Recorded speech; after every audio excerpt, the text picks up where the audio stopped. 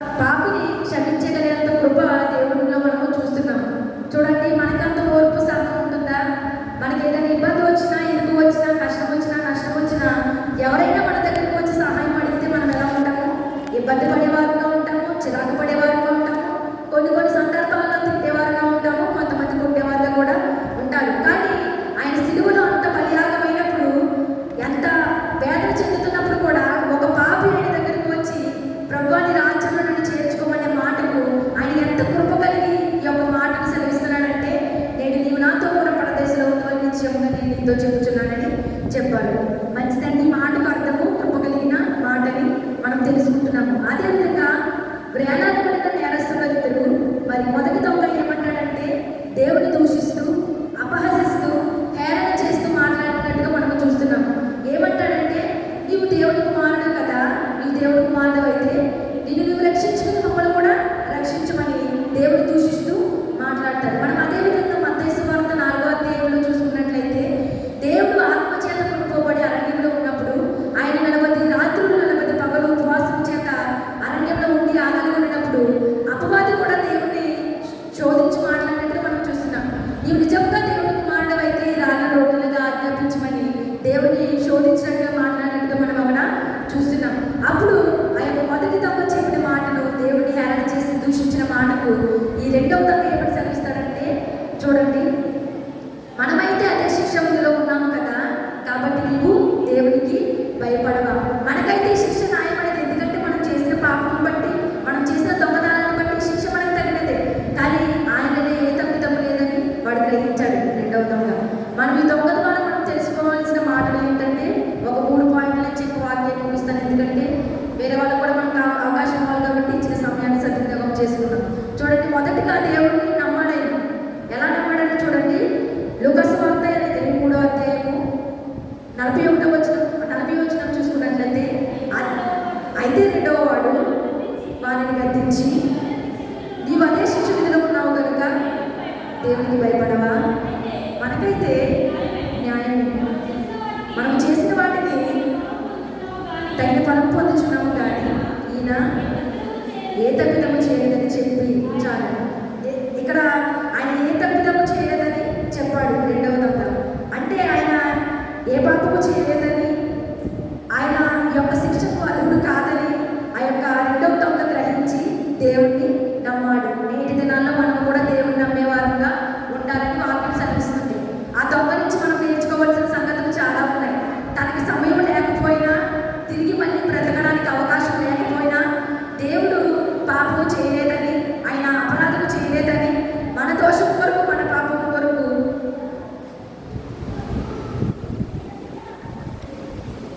ఆయన సిలువలో బలియాగమయ్యాడని మనమందరం కూడా గ్రహించుకునే వారుగా ఉండాలి. మొదటి దొంగ దేవుడు నమ్మాడు. 7 దినాల్లో మనం నమ్మలేకపోవచ్చు. ఇవి రోజు సజీవంగా ఉన్నామంటే దేవుడి కృప కాదా? ఇవి ఈ రోజున ఆనందంగా ఉన్నామంటే దేవుడి కృప కాదా? ఎంతకాలము దేవుడిని విడిచి వ్యర్థమైన జీవితాన్ని జీవిస్తున్నానని దేవుడు దొంగ ద్వారా మీతో మాట్లాడుతున్నాడు. ఆయన ఆయుష్ ఇచ్చాడు, నీకు ఆరోగ్యం ఇచ్చాడు, జీవితకాలము సరిపడంత కృపను దయచేశాడు. అయినా కూడా నీవు దేవుడిని విడిచిపెట్టేదాన్ని, దేవుడిని మర్చిపోయేదాన్ని, ఆ దేవుడిని నమ్మకుండా ఇష్టానుసరమైన జీవితాన్ని జీవిస్తున్నా. గుర్తుపెట్టుకోండి, దేవుడు ఒక దినాన నిన్ను అడుగుతాడు లెక్క. నేను ఎన్నిసార్లు ఆయన వాక్యం ద్వారా సెలవిస్తున్నాడు, మాటల ద్వారా సెలవిస్తున్నాడు. ఎంతమంది సేవకులను పెట్టుకుని నమ్మండి నమ్మండి నమ్మండి అంటున్నాడు, కానీ నమ్మేవారికి ఎంత మాత్రం కూడా లేదు. ఇది నాన్న దేవుడిని ప్రాణం అడిగితే నువ్వు నమ్మకుండా చనిపోతే ఆ ప్రాణం, ఆ యొక్క దానికి ఈ యొక్క మరణానికి అర్థం ఉందా? దేవుడు నమ్మకుండా వెళ్ళిపోతే అర్థం లేదు. నమ్మి విశ్వసించే వాళ్ళు కూడా నిద్ర వేసే వాళ్ళు ఉన్నారు నేటి సమాజంలో. కాబట్టి దొంగ ఇంటికి నమ్మాడో మనం కూడా దేవుడు నమ్మేవారుగా ఉండాలి. మనుషులు నమ్మినా నమ్మకపోయినా దేవుడు మనం నమ్మితే చాలు. ఒక మనిషి మాట్లాడు లేదు అని దేవుడు తెలిస్తే చాలు. మనుషులకి మనము చూపించవలసిన అవసరం లేదు. అందుకనే సమూయేలుతో దేవుడు చక్కని మాట మాట్లాడతాడు. మనుషుల పై మాట మాత్రమే చూస్తాడు, దేవుడు హృదయాంతరంగాన్ని చూసే దేవుడు. మనుషుల రూపాన్ని దేవుడు లక్ష్య పెట్టేవాడు కాదు, హృదయాన్ని లక్ష్య పెట్టేవాడు. కాబట్టి దినాన్ని నువ్వు ఆయన నమ్మడానికి, ఆయన ఎదుగు రావడానికి ఇతరులను చూసి, మనుషులు చూసి నువ్వు ఇబ్బంది పడుతున్నావేమో, దేవుడి దినాలతో మాట్లాడుతున్నాడు.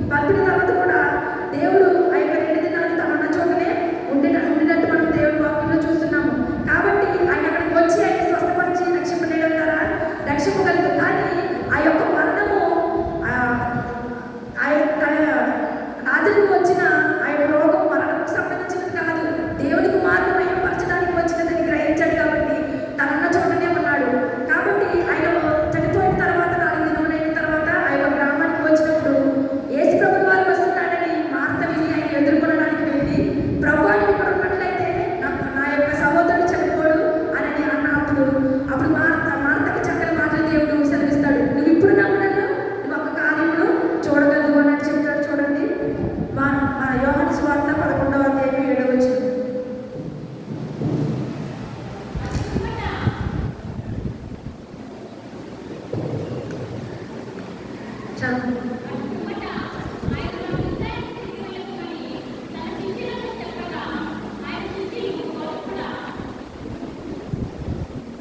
క్షమించాలి 11:7.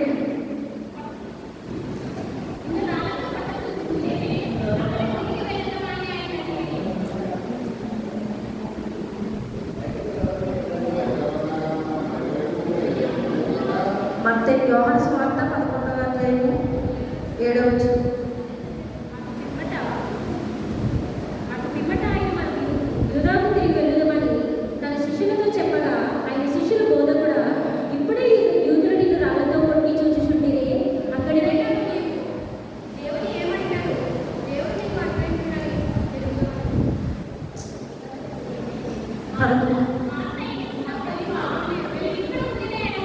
చూడండి 11వ అధ్యాయం 26వ వచనం. బ్రతికిన ఆయన విశ్వాసం ఉంచేవాడు ప్రతివాడు ఎన్నటికీ చనిపోడు.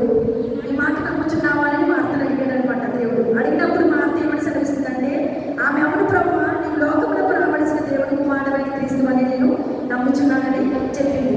చూడండి అక్కడ దేవుడు ఇచ్చిన మాట తను నమ్మినట్టుగా మనం కూడా చూస్తున్నాం. తన సహోదరుడు చనిపోయినా దేవుడి మీద నమ్మకం ఉంచితే తిరిగి లేపుతాడని తను గ్రహించింది కాబట్టి, అవును ప్రభువా నువ్వు దేవుని కుమారుడు అని నేను నమ్ముచున్నాను అని ఇక్కడ మాట సెలవిచ్చినట్టు మనం చూస్తున్నాం. మనము కూడా అట్లీదిగానే దేవుడి మాటను నమ్మేవారుగా ఉండాలి. చూడండి ఒక మనిషి ఒక మాట మనకి ఏదైనా సమస్య వచ్చినప్పుడు ఒక మనిషి దగ్గరికి మనము వెళ్ళినప్పుడు ఆ యొక్క సమస్య నిమిత్తం వారు మనకి సహాయం చేసినప్పుడు మనము వారు సహాయం చేసినప్పుడు ఒక మాట చెప్తారనమాట, మళ్ళీ నీకు ఏదైనా అవసరమైతే నా దగ్గరికి రా, నేను మళ్ళీ నీకు సహాయం చేస్తాను. కాబట్టి మనకి సమస్య వచ్చినప్పుడు మనం ఎవరి దగ్గరికి వెళ్తాం? మళ్ళీ వాళ్ళ దగ్గరికి వెళ్తాం, ఎందుకంటే వాళ్ళ మాట మనకి సెలవించారు కాబట్టి. అదేవిధంగా దేవుడు ఈ దినాన్ని మనకి ఎన్నో మాటలు సెలవిస్తున్నాడు. నీ పనుల భారం ఎవరి మీద మోపము, నీ ఉద్దేశంలో సఫలమవుతారని మాటిస్తున్నాడు. నమ్మి మనం వెళ్తున్నామా? నీకు అనారోగ్యం వచ్చినప్పుడు నువ్వు నా ఎదుగురా, నేను త్రోసివేయకుండా నీకు స్వస్థతను కలుగు చేస్తానంటున్నాడు. నమ్మి మనం ఆయన దగ్గరికి వెళ్తున్నామా? నువ్వు పాపం చేసిన దానివైతే నా సన్నిధిలోకి వచ్చి పశ్చాత్తాపడు అని నేను చెప్తున్నాడు. నమ్మి మనం చేసిన పాపంలో ఒప్పుకుంటున్నామా? నీకు సమస్త విషయంలో నేను తోడుగా ఉంటానని ఆయన సెలవిస్తున్నాడు. నమ్మి మనం ఆయన దగ్గరికి వెళుతున్నామా? నేటి దినాల్లో మనం ఆయన నమ్మకుండా ఎన్నో పనులు చేస్తున్నాం. కానీ మార్త ఆయన చేయగల సమర్థుడని నమ్మింది కాబట్టి తన సహోదరుడు జీవం మరలా బ్రతికి రావడం చూసింది. కాబట్టి నమ్ముట నీ వలనైతే నమ్మువానికి సమస్తము సాధ్యమైన వాక్యము సెలవిస్తుంది. కాబట్టి మనం అందరం కూడా దేవుడు నమ్మేవారుగా ఉండాలి. నీ పాపములు క్షమించబడాలంటే దేవుడు నమ్మాలి. నీకు ఆరోగ్యం రావాలంటే దేవుడు నమ్మాలి. నీ ఆయుష్ పొడగాలంటే దేవుడు నమ్మాలి. చూడండి హిజ్కియా మరణకరమైన రోగం వచ్చినప్పుడు తను ఎంతగానో ప్రార్థన చేశాడు. ప్రార్థన చేసినప్పుడు దేవుడు 15 సంవత్సరాల ఆయుష్ను పెంచాడు. హిజ్కియా నమ్మకుండా దేవుడు అడిగేశారంటారా? అడగలేదు, నమ్మాడు కాబట్టి అడిగాడు. కాబట్టి ఇంకా 15 సంవత్సరాల ఆయుష్ను పెంచుకున్నాడు. అదేవిధంగా చూడండి మార్కు సువార్తలో మనం చూసుకున్నట్లయితే మరి ఒక తండ్రి తన కుమారుడు బాల్యము నుండి మూగదయ్యంతో బాధపడుతున్నాడని తెలిసి తన శిష్యుల దగ్గరికి వచ్చి నా కుమారుడు ఇలా ఉన్నాడు అని చెప్పినప్పుడు వాళ్ళు మేమైతే ఏమి చేయలేమని అంటారు. అన్న తర్వాత మన యేసయ్యకి చెప్తాడనమాట బోధకుడా, నా కుమారుడు ఇలాగా బాల్యం నుండి మూగదయ్యంతో బాధపడుచున్నాడు. నీ చిత్తమైతే నీకు ఇష్టమైతే నీవు నా మీద కనికరపడి నా కుమారుని స్వస్థపరచవాలని అడిగినప్పుడు దేవుడు అంటాడనమాట, నమ్ముటి నీ వలనైతే నమ్మవానికి సమస్తము సాధ్యమన్నప్పుడు అతను అంటాడనమాట, ప్రభువా నేను నమ్ముచున్నాను, అపనమ్మకు నా వల్ల ఎంత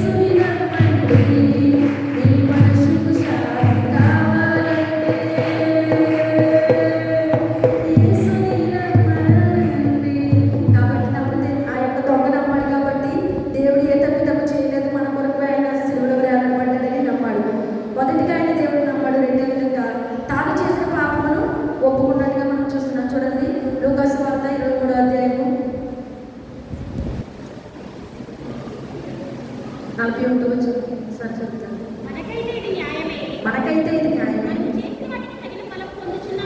మనం చేసిన వాటికి తగిన ఫలం పొందుచున్నాం కానీ చాలు. చూడండి ఇక్కడ ఒప్పుకున్నాడు, మనకైతే ఇది న్యాయమే. ఆ దొంగ దేవుని దూషిస్తూ మాట్లాడినప్పుడు ఇవి కూడా అదే శిక్ష విధిలో ఉన్నాం కదా, దేవునికి భయపడమన్న తర్వాత మనకైతే ఇది న్యాయమే. అక్కడ పాపం ఒప్పుకున్న వాడిని మనం చూస్తున్నాం. మనం చేసిన పాపం బట్టి, మనం చేసిన దానిని బట్టి మనకి శిక్ష తగినదే, కానీ ఆయనకు మాత్రం తగినది కాదు అని తను చేసిన పాపం అక్కడ ఒప్పుకున్నవాడిగా ఉన్నాడు. మనము కూడా మనం చేసిన పాపములు ఒప్పుకోవాలి, కప్పుకొనకూడదు, ఒప్పుకోవాలి. ఒప్పుకుంటేనే మనకి పశ్చాత్తాపం కలుగుతుంది. కాబట్టి తన సిలువలో కూడా ఎంత మాత్రము తను చేసిన పాపమును తప్పించుకోకుండా దొంగతనం చేశాడని, ఈ లోకానుసారంగా జీవించాడని, అందుకని ఆ శిక్ష మనకి తగినదని ఒప్పుకున్నాడు. మనము కూడా దేవుని సన్నిధిలో మన పాపమును ఒప్పుకుంటేనే మనకు ప్రాయశ్చిత్తము కలుగుతుంది. దావీదు అలాగే పాపం చేశాడు. చేసిన పాపను బట్టి